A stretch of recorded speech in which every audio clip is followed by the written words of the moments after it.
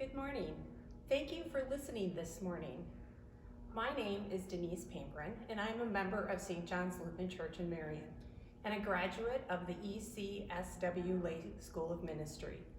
It is a joy to be with you this morning. I love to read. Growing up, I read constantly. I always had a stack of Nancy Drew books waiting to be read. My love of reading has continued throughout my life. When I am asked what my hobbies are, reading is on the list. I love to spend hours getting lost in the pages of a good book. There is something about a good story, one that captures your heart and allows you to feel what the characters of the story are going through. The visual imagery that is created through storytelling draws us into the story. When this happens, we can dream, we can feel, and we can immerse ourselves into the story. Stories have power. Stories bond, inspire, communicate, and teach. Stories can convey complex truths, integrate ideas into everyday circumstances, and connect unrelated experiences. Stories are capable of challenging our attitudes, our beliefs, and our behaviors, and linger long after we have heard or read the story. The Bible is full of great stories. These stories impact our lives and our beliefs. Do you have a favorite Bible story? Maybe it is the creation story, or Jonah and the whale, or David and Goliath, or the birth of baby Jesus. There are so many. Each story, when we hear it or read it, tells us about God's heart and his presence in the midst of it all. Jesus was the ultimate storyteller. He was the master storyteller. He told stories, also known as parables, to teach people, to teach us. Telling these stories helped people understand what God wanted them to know. Today, these stories help us and guide us in how we are to live our lives and how we live in community and how we can grow in our faith. Do you have a favorite parable or story that sticks in your mind? Remember the Good Samaritan? This story teaches us about how to love and show mercy to others. One of my favorites is the story of the mustard seed. The visual imagery created using this analogy gives us hope, knowing that God's kingdom and our faith can grow. All we have to do is plant it and nurture it. And something as small as a tiny mustard seed can grow into something big. This is Holy Week, and it is a time of many stories. Stories that are joyful and stories that are heartbreaking. Think about Holy Week. Each moment, each event, God knew what Jesus' story was going to be. Jesus knew it too. And even though Jesus knew what was to come, it was very difficult for him. It is difficult for us to think about. This week began with Palm Sunday, the day Jesus enters Jerusalem as a king, a day of joy, excitement, and celebration as Jesus rides on a donkey through the city. It is a parade, a time to recognize Jesus as the King of Jews, and the people are shouting and praising Jesus.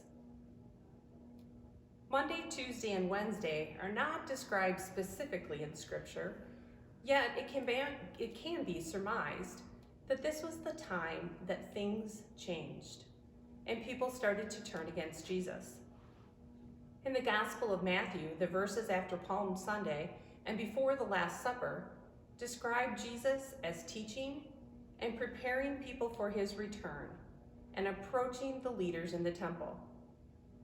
During this time, Jesus was not very popular, and people were getting upset with him. The joy and the excitement of Palm Sunday is forgotten and is replaced by the planning of the leaders to capture and kill Jesus. Then comes Thursday. Scripture tells us that it is Passover and Jesus gathers with his followers for the last time. As they are enjoying the meal, Jesus shares that one of them will betray him. This made the disciples very sad. How could one of them turn on him? They all loved him. Who would do such a thing? And then Jesus tells them that he will die, and that this person who betrays him will be the one to turn Jesus over to the authorities. Each disciple looked around the room, wondering who would do this? Who was the culprit? And then Jesus took bread and wine, thanked God, and shared with his disciples the Lord's Supper. Imagine the emotions of that night. Imagine what a difficult night this was for Jesus, his disciples, and even Judas. We know that Jesus' heart was filled with sadness as he spent time in the Garden of Gethsemane. He walked away from his disciples to be alone, to reflect, and to pray. Jesus knew what was to come. He knew the outcome. It didn't make it any easier, nor could he stop it.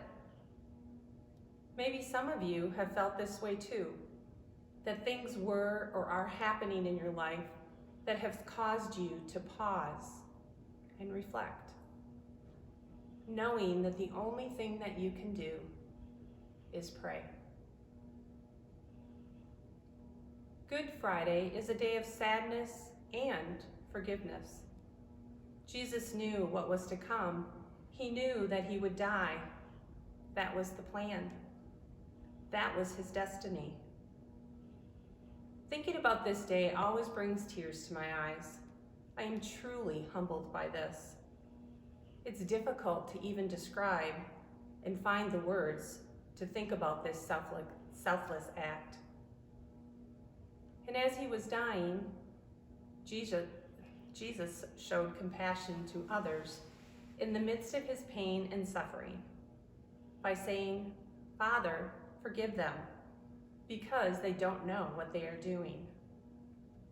When Jesus died, darkness came upon the earth and the ground shook. Can you imagine what that must have been like to witness Jesus' death? Thankfully, we know the rest of the story. Easter, the best story of the week. Easter Sunday is a day of resurrection, a day of joy. When Mary Magdalene and the other woman named Mary entered the tomb, they discovered that Jesus was gone. They were afraid. And an angel appeared to them and told them that Jesus had risen from the dead. Then the angel told Mary Magdalene and the other Mary to tell others that Jesus had risen from the dead. Imagine their excitement.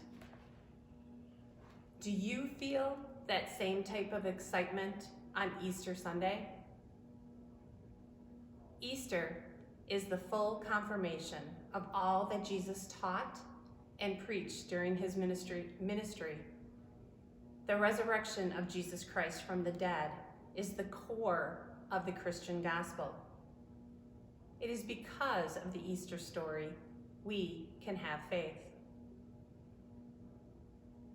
Our lives are stories too.